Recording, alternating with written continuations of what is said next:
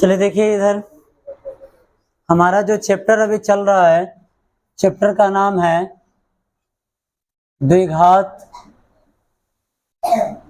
समीकरण। ठीक है, जिसे अंग्रेजी में क्वाड्रेटिक इक्वेशन कहा जाता है। क्या कहा जाता है? क्वाड्रेटिक इक्वेशन कहा जाता है। अभी जो हम पढ़ रहे हैं प्रश्नावली 3 का बी है और पेज नंबर 108 से लेकर 109 के बीच होना चाहिए। 109 ही लिखेंगे हम। आगे बढ़ाते इस प्रश्नावली को। इस प्रश्नावली के अंतर्गत हम 12 तक प्रश्न पढ़ चुके हैं। 13 नंबर प्रश्न से हमें पढ़ना है। 13 नंबर प्रश्न यहाँ पे कह रहा है कि P के किन मानों के लिए द्विघात व्यंजकों के वास्तविक गुणनखंड होंगे। कह रहा है कि P के किस मान के लिए जो यहाँ पर द्विघात व्यंजक यानी कि द्विघात समीकरण दिया गया है उसका वास्तविक हल हो। 13 का पहला प्रश्न है 4x square minus x minus P, sorry minus P नहीं है प्लस पी है। ये आपका समीकरण है और कह रहा है कि इसका वास्तविक गुणनखंड कब होगा। आप याद कीजिए, आपको शर्त में पढ़ाया गया है कि वास्तविक गुणनखंड तब होता है जब बी स्क्वायर माइनस 4ac का मान प्लस में हो, यानी कि 0 से बड़ा हो। क्या हो? 0 से बड़ा हो। और उसके अलावा एक और शर्त है, तो वास्तविक गुणनखंड कब होता है? तो जब विवेचक का मान 4ac किसके बराबर हो? 0 के बराबर हो। अगर इस दोनों शर्त को एक साथ लिखना हो तो हम कैसे लिखेंगे?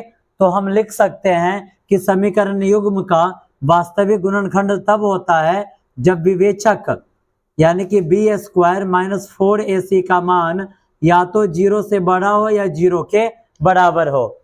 अब आप बताइए, बी स्क्वायर माइनस 4ac के बराबर में हम डी लिख सकते हैं या नहीं लिख सकते हैं? लिख सकते हैं। तो फिर इस शर्त को हम ऐसे लिख सकते हैं, लिख सकते हैं ना, ऐसे भी लिख सकते हैं या आप इसको पलट के ऐसे भी लिख सकते हैं। समझने में कोई तकलीफ नहीं ना।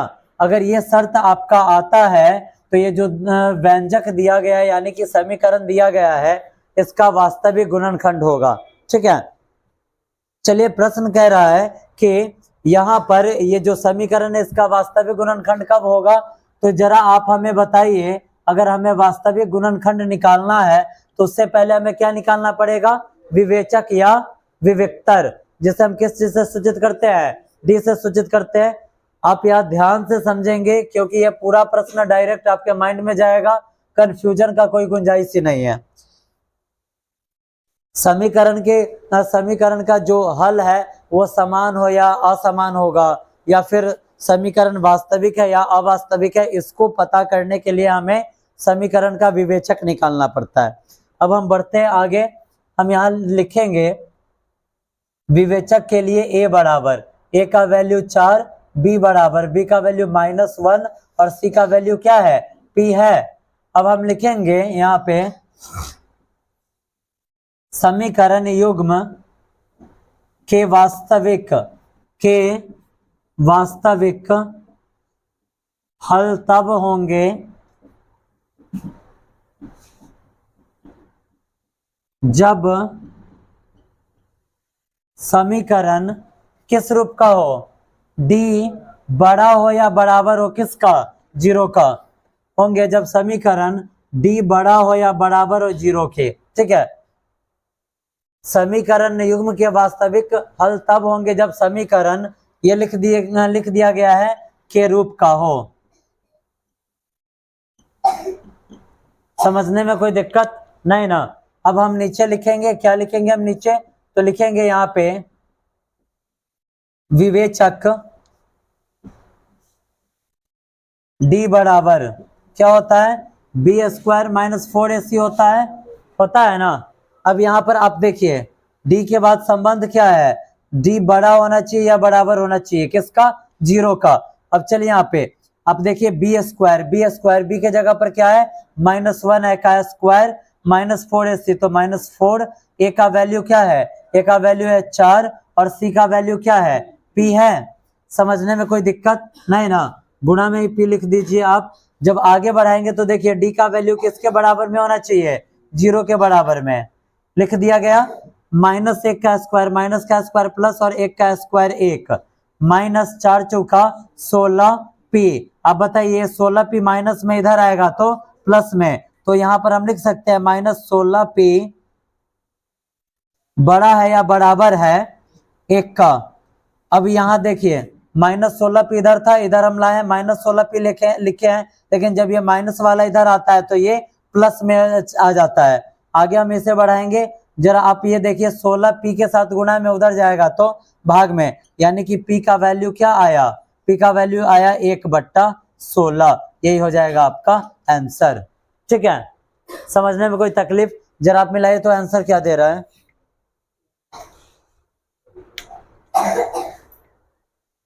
यही है ना।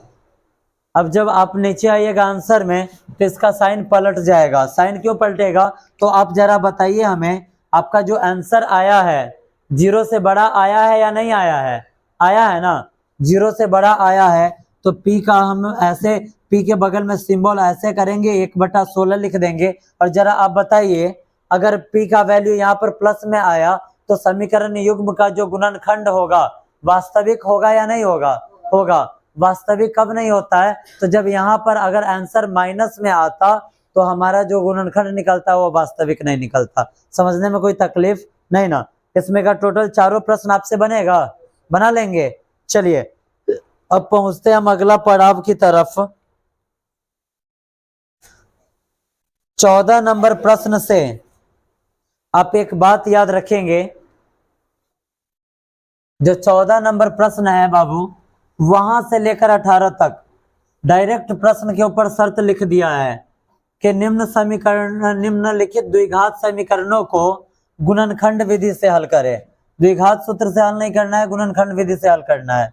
ठीक है, गुणनखंड विधि तो आप पढ़ चुके हैं, यानी कि जो फर्स्ट इनटू लास्ट करके बनाया जाता है। अब आप आइए 14 नंबर प्रश्न देखिए। ए बुआ इधर देखिए, 14 का पहला प्रश्न है x² माइनस 2x बराबर 0। कह रहा है कि गुणनखंड विधि से इसका हल निकालिए। अब जरा आप देखिए, आपको फर्स्ट इनटू लास्ट कब करना है तो एक और हम प्रश्न लिख देते हैं। एक और प्रश्न हम लिखते हैं कहां से? तो एक और प्रश्न हम लिखते हैं प्रश्न संख्या 16 से। 16 का पहला है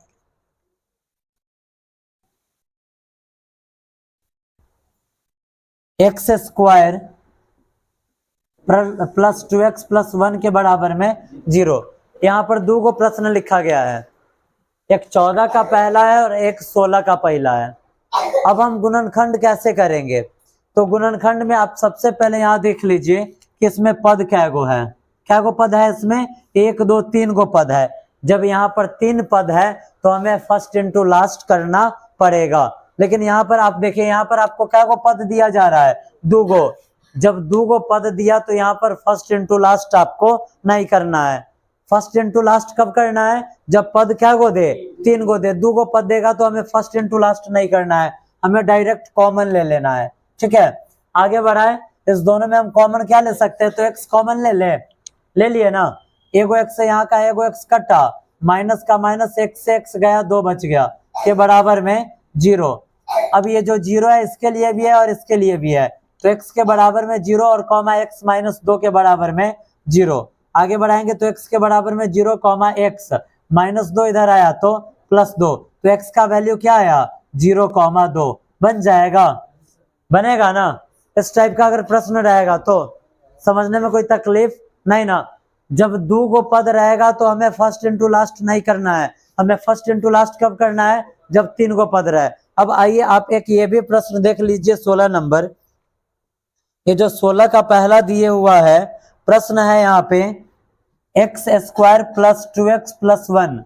यहाँ पे हमें सबसे पहले फर्स्ट इनटू लास्ट करना है, तो फर्स्ट में 1 और लास्ट में भी 1 है। जब हम फर्स्ट इनटू लास्ट करेंगे तो 1 आएगा। अब हमें 2 ऐसा डिजिट लेना है जिसको मल्टीप्लाई कर दे तो 1 और उसको प्लस या माइनस कर दे तो क्या आ जाए? 2 आ जाए। तो वो यही संख्या है। जब 1 में 1 से गुना होगा तो 1 और 1 को जब हम प्लस कर देंगे तो क्या आएगा? 2 आएगा।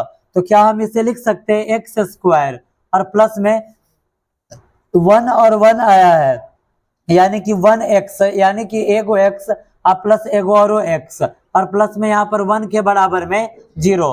अब इस दोनों में कॉमन क्या आएगा, x आया, एक एक्स एक एक्स कैंसिल, यहाँ का एगो x बच गया, प्लस x x कैंसिल 1 बचा। यहाँ पर हम 1 कॉमन लेंगे, 1 से x में भाग दिए x प्लस 1 से 1 में भाग दिए 1 के बराबर में 0। ये दोनों टर्म सेम है यानी कि हमारा बना प्रश्न क्या है, सही है। तो अब यहाँ पर क्या किया जाता है, यहाँ पे एक बार इसको क्यों लिखा जाता है वो समझिए।